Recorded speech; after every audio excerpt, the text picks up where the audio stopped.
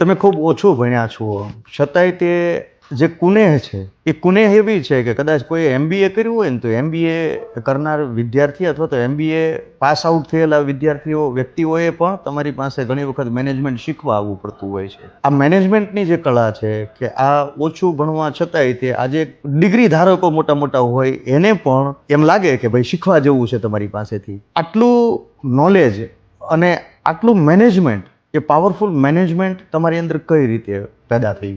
પહેલાં તો હું વિદ્યાર્થી છું, રોજે શીખું છું અને આશા રાખું કે હું જીવનભર શીખતો રહું. અને કોને ગણો કે જે કંઈ ગણો એમાં વળી પાછો મારે મારા ફાધર મધરને યાદ કરવા પડશે, કારણ કે એ જે કંઈ છે એમાં એનો રોલ છે, ડીએનએ છે. અને બીજું બહુ બધું પરિસ્થિતિએ કર્યા છે. પરિસ્થિતિએ બધું જે છે ડીએનએ સિવાયનું બધું છે એ પરિસ્થિતિએ શીખવાડ્યું છે. અને એના ઉપરાંત કહીએ તો જે મેં આગળ કીધું કે વિદ્યાર્થીએ કાયમી માટે આપણે સારી વાત સાંભળીને એમાં શીખવાનો પ્રયત્ન કર્યો, સારું પુસ્તક વાંચીને શીખવાનો પ્રયત્ન કર્યો, અને કોઈ પણ ઘટના ઘટે તો એમાંથી આપણે શું શીખવું એ પ્રયત્નો પહેલેથી છે અને આજે ચાલુ છે. પણ સાથોસાથ ભૂલ પણ રોજ થયા કરે છે, એટલે કોઈ એવું ન સમજે કે હું સર્વોપરી છું.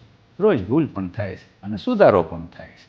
એટલે એની પાછળ પરિસ્થિતિ અને ડીએનએ, અને એનાથી વિશેષ કહું તો શીખવાની તીવ્ર ઈચ્છા અને ભૂલ સ્વીકારવાની વિશે 7 દિવસ અને 24 કલાક રેડી. કારણ કે જો ભૂલ સ્વીકારીએ તો જ નવું શીખાય એવું મને સંપૂર્ણપણે લાગે છે. અને જે માણસ ભૂલ નથી સ્વીકારતો એ આગળ નથી વધી શકતો. આગળ વધે તો એ આનંદ તો પ્રાપ્ત કરી શકતો નથી, આવું મારું અંગત માનવું છે.